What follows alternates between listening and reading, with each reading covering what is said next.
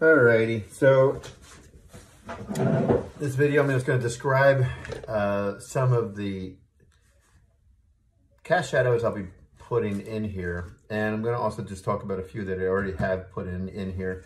This particular one I want to talk about. This form is touching the corner of this form, and it's also hovering over the ground plane. I put the ground plane cast shadow in first, and then I put the shadow that was here, which is basically the same shadow that's here on the other side of this cube, because that's another form of a ground plane that's next to that one. And what I didn't see, what wasn't clear to me last time, was that where this line of the what do you call it, the cast shadow, or the floating cast shadow here, intersects where the diagonal line of this form is. I drew a line up here until it met that. I thought it went straight down. That wasn't the case. That's why you see a straight down line there. And then the other part of me thought it went on the diagonal at the same angle of the light, but that wasn't the case from what I think now. What is the case is that it connected to where this entered into that line, and then you have this kind of different angle. So how am I going to go about this? What I'm going to do is I'm just going to start with this guy first, and then from here I'll go with this guy second. I'm just going to do all the easy ones first, and then I'll do the cast shadow of this guy down here. I'll do the cast shadow of this on top of that, and I'm going to work my way over that way. So I will speed up the film. I'm not going to go through this one by one, but if I do hit something complicated that took a little critical thinking and I want to share that with you, then I'll stop the video and share. All right.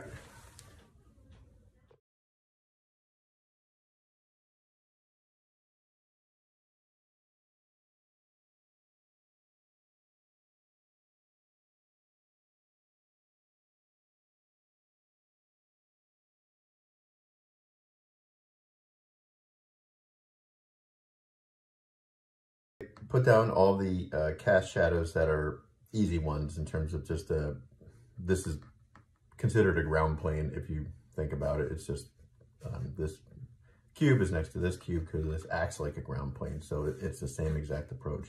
So I put this ground plane in this one and that one in. In addition to that, I put this hovering shadow, cast shadow in from this cube here.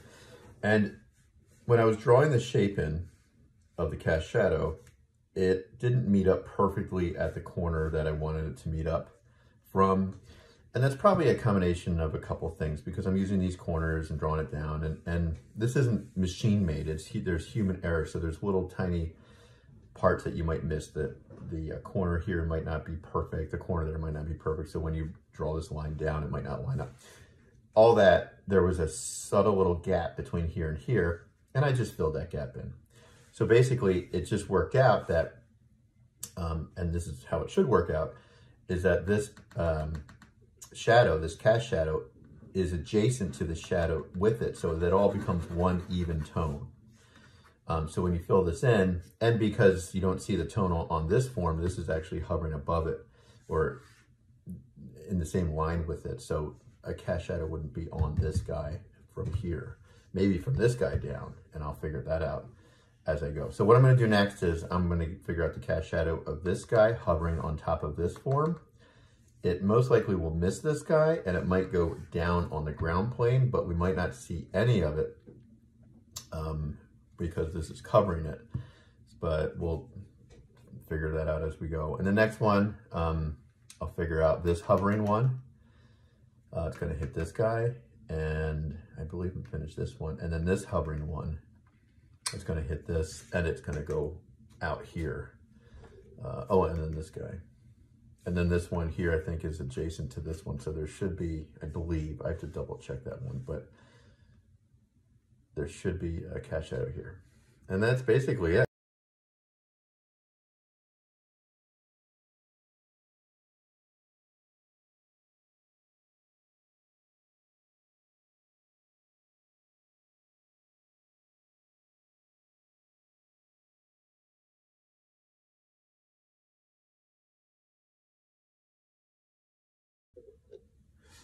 Now, At this point, there's some contemplating that I have to figure out here in terms of where the shadow goes. I just drew this cast shadow in here, this floating shadow. So I drew the entire shape of the floating cast shadow using this as the ground plane, and you can kind of see that I went out. So I filled the rest of this in. I filled the rest of this in. I actually made this a speck darker than this and this, just so it would pop out more of a shadow as a place in shadow. And I might go back and make it slightly darker before. I'm just kind of slowly seeing that the shadow, part of it might hit this form. And if you can kind of see this line here, but I'm not sure yet because it could be on the other side of it, which the other plane, that's where the cast shadow might be hitting, and it might not affect this at all. And I'm just going to go with that for now until I figure something else out later. But what's happening here is that there is the cast shadow goes around this form here. So you can kind of see where this line intersects this right here. See the diagonal line parallel to the angle of the light. And I'm going to see if that works first. And a lot of this is just experimenting, playing around. And sometimes you have to get a couple cubes and a light source and put it on top and see how it works. Because not every single solution or every scenario is going to have a clear answer. So right now I'm just putting in a diagonal line. And I'm just going to fill this in here.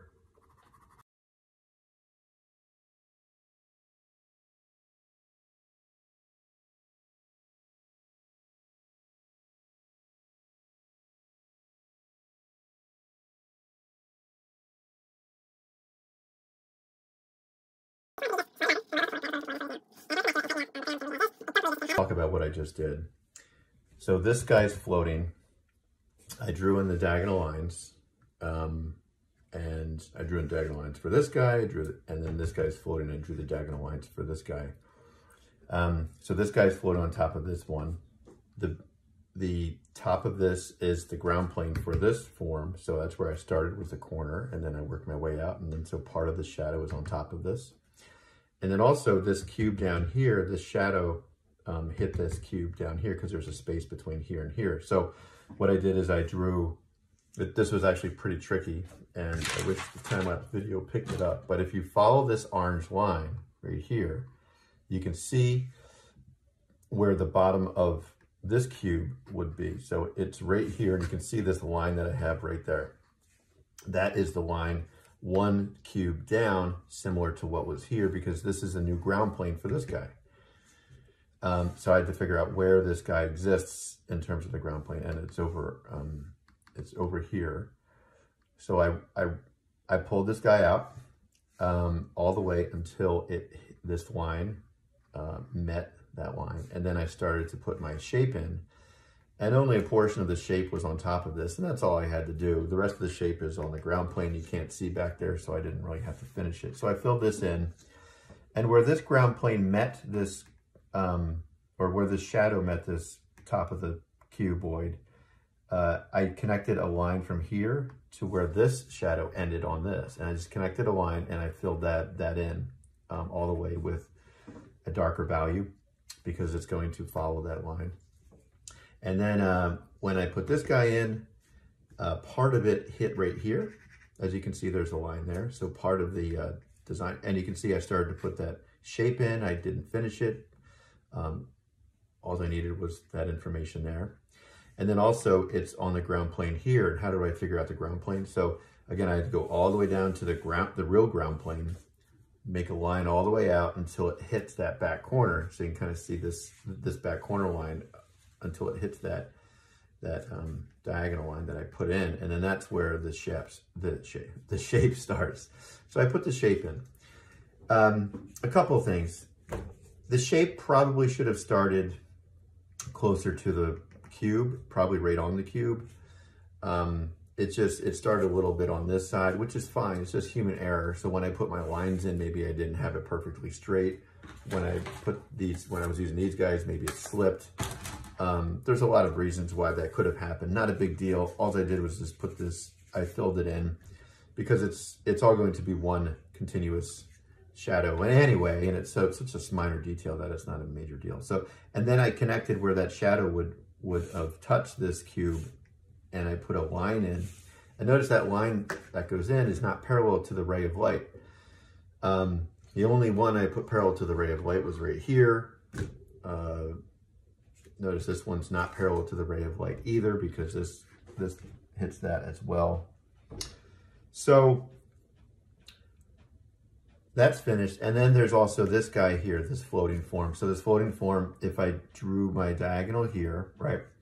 And you have to figure out where this ground plane, the top of these forms would be, and it's right here. So I put a line coming right out here, it hits the diagonal here, and then I started to draw my shape in, and notice I filled this in, and then the shape kind of was right adjacent to the other shape. It was great. So then I just filled that in as one large shape. And that's basically it, because the other shadow is going to be on the other side of the form.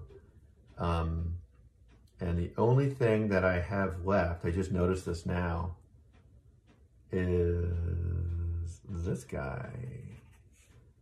Is going to be a bit of a, I didn't notice that till now. So if you look at this diagonal here that I already have drawn because I put in so many rays of light, this cube touching the corner of this cube, if I fill this in, is this green? Yeah. If I fill this in,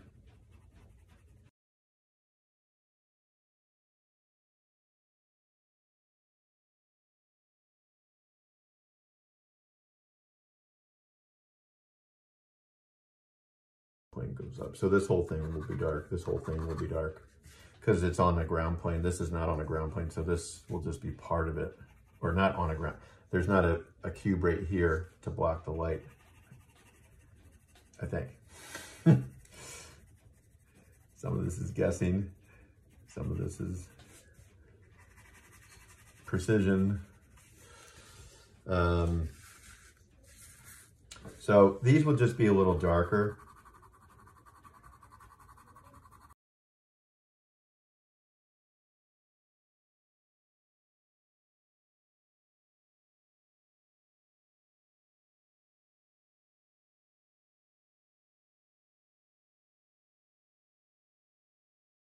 One of these corners, some of these planes, I think will